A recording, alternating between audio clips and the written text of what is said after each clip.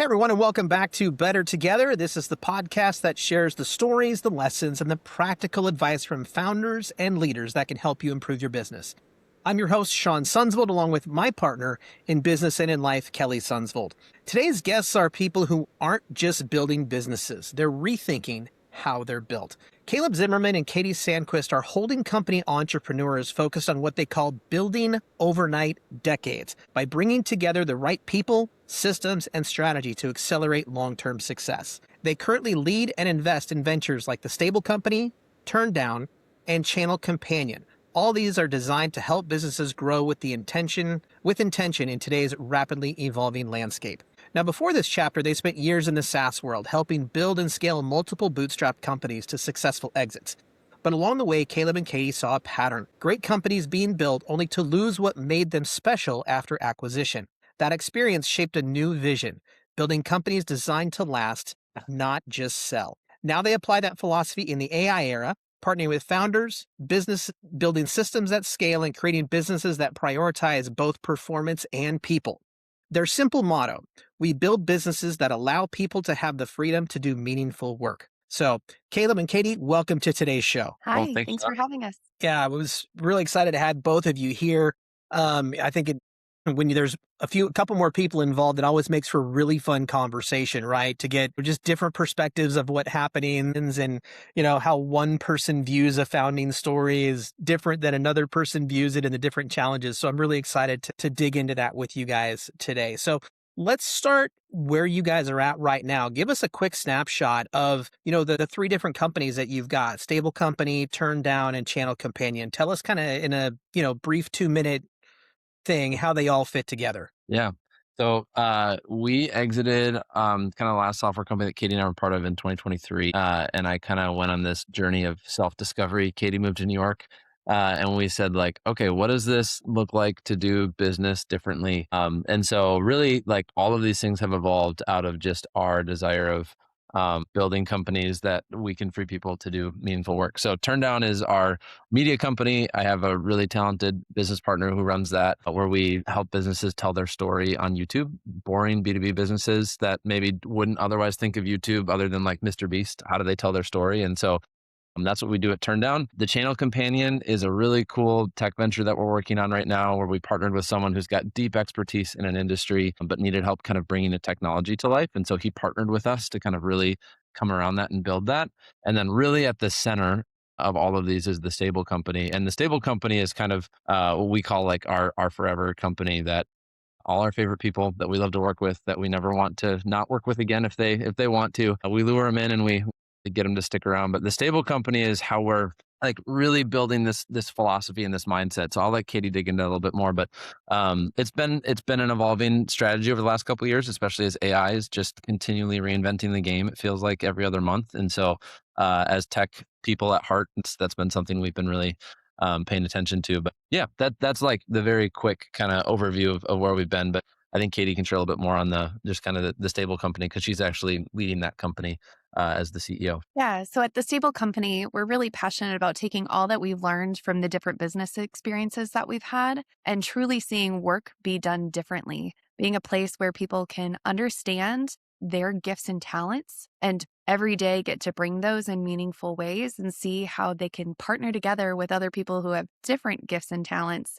to be formed as a team to accomplish something special. And we love to see that unlocked not only in our business, but in other businesses. So like Caleb said, because we have a history in technology, we love to use technology in ways that are very strategic to help people be freed up to do better and more meaningful work that they find deep value in, and that helps them to accomplish their goals faster. That's great. Thank you for sharing all that background story. That it's really awesome to see entrepreneurs be able to share those experiences so that we know we're not alone, right? You've described yourself, both of you, as building overnight decades. What does that actually look like in practice today? I think so we kind of coined that term because I think we all get tired of seeing people, whether it's LinkedIn or X or wherever, where it just seems like, oh, this thing just like blew up out of nowhere. And you kind of get this like overnight success. And Yes. so it's a bit of the double entendre of like an overnight decade is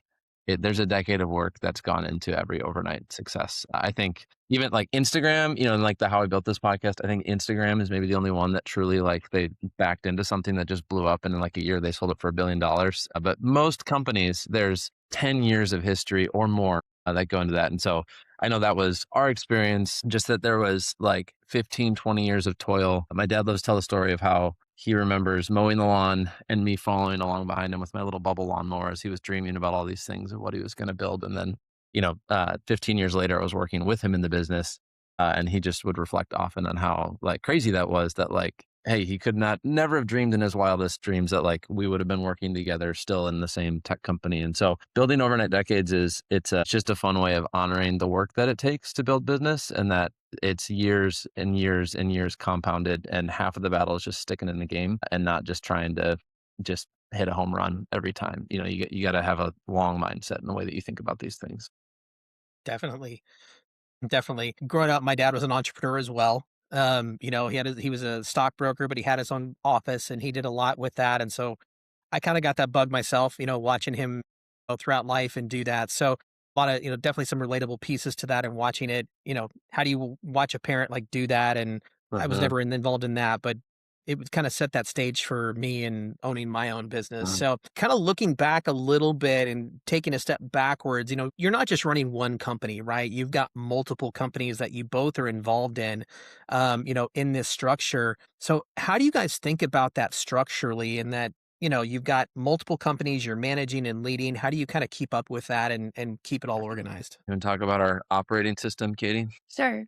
So early on, even back, like Caleb said, his father was a serial entrepreneur, a visionary, if you will, and on steroids in a lot of ways. He always had a really cool idea and always a new business. And so I would say it was 2013, and I was helping run with a group of people 2 businesses that him and his business partner had started. And we were having this chaos effect. Every day was something new. They would come in and this client's on fire. You need to go solve this. The next day, we should be doing this. The software needs to take this turn. So get somebody on it right now. Hey, now we have cash flow. So go find me cash. Every day was something new. And so me and 2 of the other people in those businesses had gotten together and said, we got to figure something out. We have to find some way. And through a process of exploration, found an operating system. There's lots of them out there. We found one that worked for us. And at its core, operating systems just help give you almost a bone structure for your body of people to do your body of work. And with that operating system in place, we're able to better approach the chaos with a framework to help us place it in the right bucket, if you will, and get everyone aligned and focused on mission. So when an urgent item came up, the urgent didn't replace the important. We had a place to put it. We had something, structures and rhythms of meetings to work through those items and decide, does this truly need to replace the important because it's a higher value? Or is it something that can wait another 90 days till we can come up with a new strategy and plan to ensure that you keep a group of people together?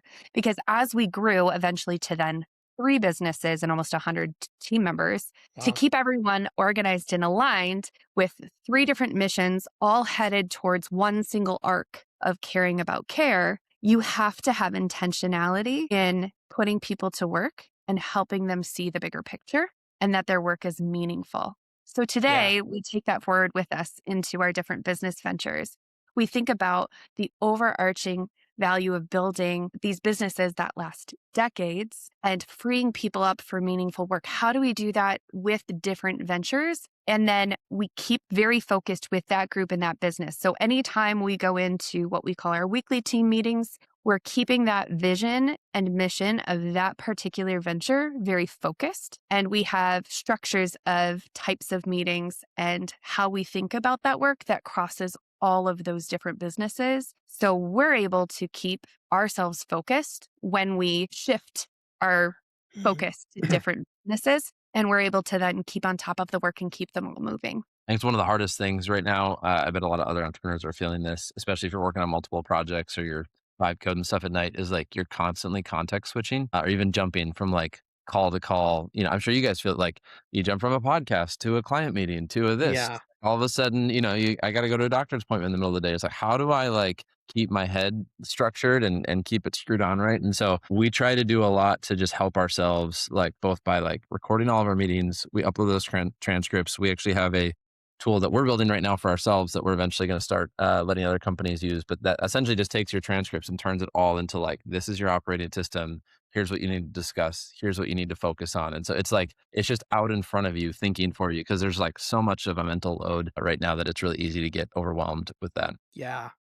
Yeah, definitely. Yeah, the jumping is definitely a reality. In fact, right after this call, I have a doctor's appointment and then we jump into Yeah. another meeting, and it's reality. It's comical, but again, like so relatable. But you touched a little bit on how like you balance building new ventures while still growing and supporting the ones you already have in motion. But with the what was a transcript tool that you talked about, like that you were developing, what are other ways that you guys are balancing building those new ventures while you're still supporting the ones that are already in motion? You have to have really good people around you, which has probably been my focus. I think my role is kind of unique, and I get to sit in this weird spot of like I kind of sit in all of the teams, and so I think the thing I'm super fortunate to have is just like really talented operators and business partners in each of those places, and so I think it's a pitfall that I see, or maybe not a pitfall. It's a choice that some business owners make right now in the tech world. Is like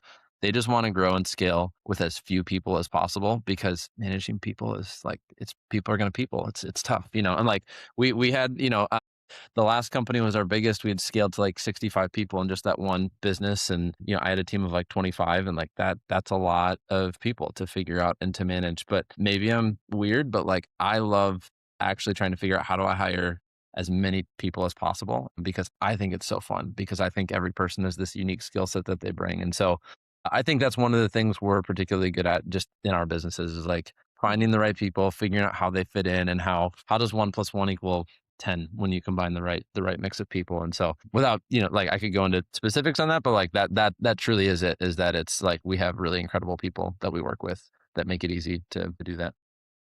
Well, and I Yeah, would I say think we just had we invest the time to understand each other and to utilize the strengths that each person has. So we're not trying to do something that's outside of our wheelhouse or a gifting that would be easy and they would find joy in it. Why would I take that if that's something they're great at and they love it? yeah, that process is so hard too, because you bring somebody into a role, right? And they get started, and sometimes maybe they're not quite the right match, right? Like maybe they're in 70% towards the skill set, but then it becomes a question, can we find a better seat for them, you know, on the, you know, within the company to do those things. So one of the things on that is, like you mentioned, that really in what you're doing now, you're building forever companies instead of exiting, right? How does building a company that way shift the way you're making day-to-day decisions? How would you answer that, Katie? I have Yeah. strong opinions on that, but how would you answer that?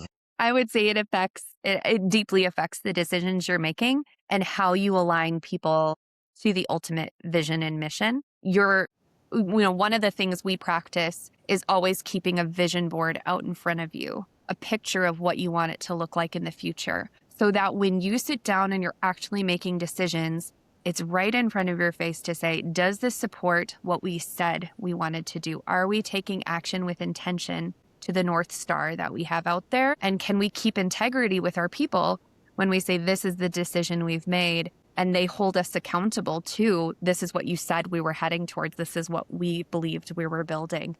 And I think if you have that mindset, you're taking decisions like a downturn in revenue. The choices you make during that time really show, are you committed to that vision? Are you staying with it or not? And it can get really easy to get distracted if you don't keep that vision and North Star in front of you. It can be really tempting to take the short-term win. Mhm. Our experiences with some of the firms that acquired our previous companies really helped us to see the difference when we were making decisions to help our people in investing in what they were great at and helping them. Like you said, maybe they came in for one role and there were 70% of it they loved and were great at. The long-term goal is showing them how can we be invested in building skills and knowledge to get them more and more into their seat of what they love and they're great at, and finding other people to take the things they don't love and they're not great at, and building a role around that and investing in that person who's different. One of my favorite stories is Caleb was running a team and we had to build these forms. And he's like, oh, just like, who would even ever want to do this? And I was like, game on. There are people out there. We're going to find them. And we did. And we ended up with a team of 8 people who that's all they did all day long. And they loved it. And so the long-term approach invests in people, finds the person that loves that, helps them to continue to grow in their gifts and their talents, and gives them skill and knowledge around that. Versus some of the things we saw where you prioritize the short-term win, cutting people because it matters to your bottom line and a story you want to tell investors. That's a very different. Yeah. The quick way I always explain it to people is I learned the difference between no money, no mission, and money is the mission. And because no money, no mission is you're not a business if you're not profitable. Like that is a tool that you should be using to support the mission of where we're trying to go. Versus money is the mission. It's just you're making all your decisions around making money, which I wouldn't argue is inherently bad. It's just a very different philosophy of how to run businesses. And we just happen to be persuaded that we love to build for the vision in the long term because we just think it's better for people. Yeah, definitely. So, kind of shifting a little bit and talking about entrepreneurship kind of as a whole, what's been some of the hardest lessons that you've learned as an entrepreneur? Gosh, nothing happens as fast as you want it to. You have these vision sessions and you get super excited and you're like, all right, here we go. And then you just go back to, staring at your computer trying to make it happen. So I think that's, we can have these really fun, grand ideas, and we're still very much in the infancy of what we're building. There's like 5 of us who have all kind of committed to each other that we're in this thing for the long haul. And then we have a handful of other people that work with us full time and in other kind of like contracting capacities. So like we've got a lot of momentum. We've built a lot of cool stuff, and yet it's still a grind. So I think there's that element of like, again, it's not overnight successes. It takes a lot of work, and even with all the incredible experience and talent that we have, it's a lot of work. Where I think a lot of people getting into entrepreneurship don't understand that right away. Yeah. I think I would say it too, just the curiosity element. Entrepreneurship takes a lot of curiosity. What did I learn from that? What can I take from that and move forward? There's a lot of pivoting, fail fast. So the more you can stay curious about what other people are doing, what problems could we solve, what really resonated with others, how might we learn from that venture, kill it, and try something different? And I think that's where it truly starts to stick. One of the things I loved about our businesses that we've built in the past is the people would say, I don't care if we switch what we're doing. I just love this team. And so the strength you can build in the people that are around you to be resilient and maintain that curious collaboration to continue to search and grow and learn. I think those are truly the entrepreneurs who end up thriving. Yeah. I'm curious, because you guys have been around multiple businesses and, done this process, 3, 4 times now at least, and every business is different, but is there like a magic number where once you guys got to like 3 years, 4 years, 5 years, 8 years in a business where you felt that process get easier versus like, at the beginning, it's just you or maybe a small team and every day is a grind, right? But there comes a point, I think, where it starts feeling different, right? Because you've got a little bit more establishment, you've got a little more knowledge on your team. Do you see like a magic number for businesses like that, or kind of a certain growth point that really starts to make a difference?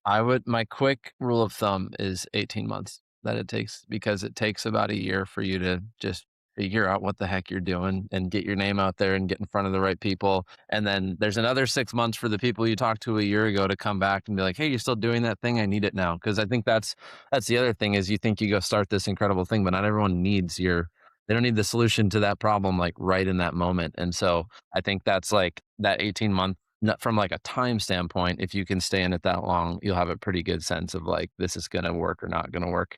But that would be with a giant asterisk of like, but if you're doing the wrong thing and it's not going to work, then you should have kind of gates that you're like, how quickly can we make this thing fail and find out if it's right or wrong? Because you can waste a lot of time just grinding on something that no one's ever going to pay you a meaningful amount of money for. But 18 months is my quick rule of thumb. And I would just say, as an entrepreneur, there's different stages of your business growth, much like a child has stages of development. And there's different things that become easier. And then there are different things that become harder. So in the beginning, really finding your place, finding your product or service to get to the right people at the right amount can be really challenging. As you add people, there's different elements of even just social structure and communication that can get really challenging as you grow beyond 3 people. You hit that 5 to 7. Now you have to learn new communication structures and making sure you're not stepping on toes. And then you can get to that 15 to 20.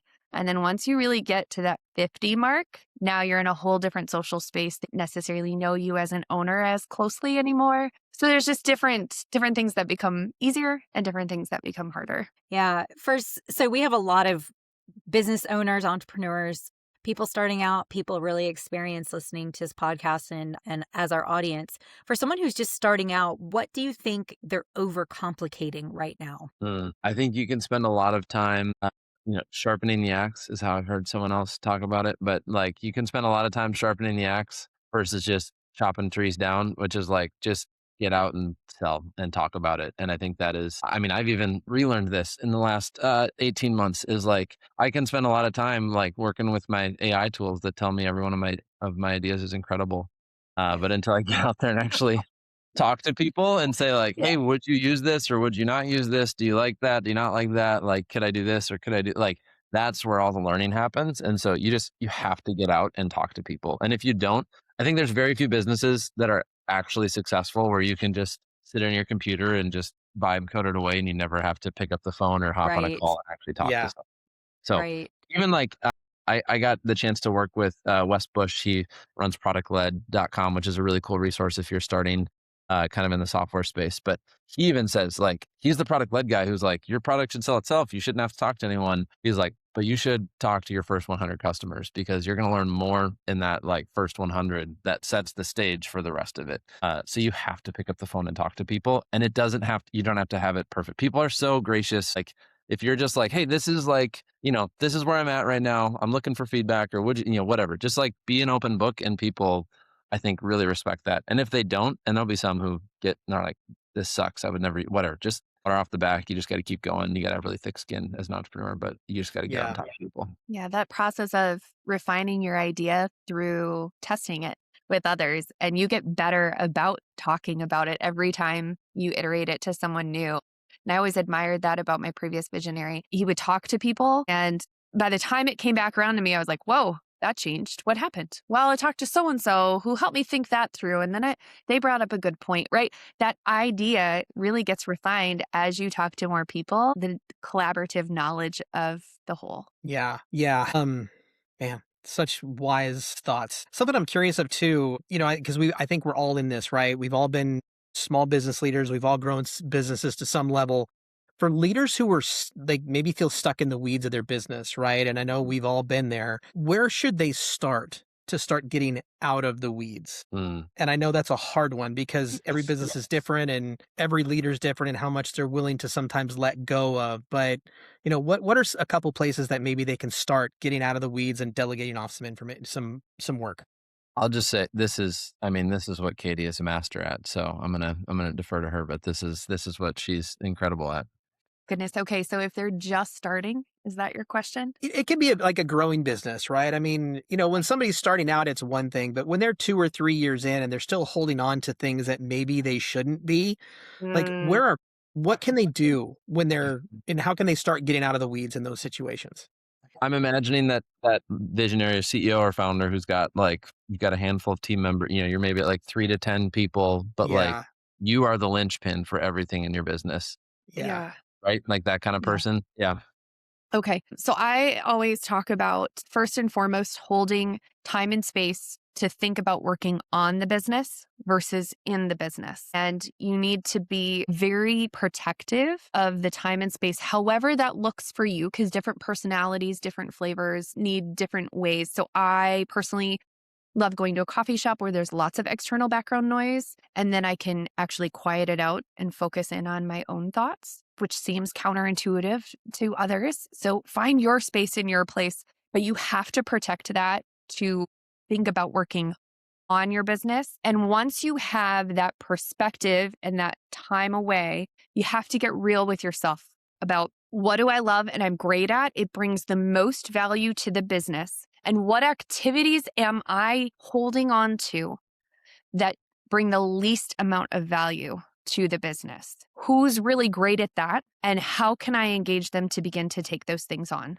Sometimes it's a virtual assistant that can be a really easy, great win. People who are very disciplined and can take things off of you, but you have to be committed to EAs. And that could be a whole separate podcast. Or other employees and like team members, helping them really take that on. And I always preach the apprentice model. So they're going to watch you do the work. They're going to then help you do the work. Then you're going to help them do the work. Then you're going to watch them do the work. Then you need to let go. And during that process, you're teaching them and then you're coaching them and then you need to let go. Through that process, they can build the confidence that they're aligned with you in the way that you think about this work and doing this work. You should be building the confidence to have trust in them. All too often, I see leaders throw things. They get so fed up with the work, they can't handle it anymore. They throw it across the fence and then they are confused because it's not happening the way they wanted it to. The expectations aren't being met. And then they claw it all back. And you go through this continual, almost seesaw effect back and forth. Yeah. And then they truly start to ingrain this pattern of they cannot let go because no one else could do it. When in reality, it's how we let go of the work that leads to lasting impact. Thank you so much for taking the time to share your experience as an entrepreneur and a growing business. How do people find out more about you guys? You can go to our main website is stableco.io. So hopefully pretty easy to spell and find. So, but that's kind of where we share a lot of our like current thinking and tools and ways to get in contact with us. And then, I'm probably on LinkedIn way too much. So you can also go find me by just searching my name. I'm the only Caleb Zimmerman with 2 N's at the end of his name out there. So you can go find me there. And I always, so I do love to send people hats. So I don't know if we have video on this or not, but this turn down hat that I'm wearing, I've got about 30 more sitting in my basement. So if anyone wants a cool corduroy hat, it's limited edition out of 100. It's got a whole story to it. So if you want one of these, let me know and I'll throw one in the mail for anyone who reaches out to me. Love it. Nice. Well, thank you guys so much, Caleb and Katie. Thank you so much for being a part of this podcast. And we look forward to staying connected. Awesome. Thank you both. Thank you guys. Take care.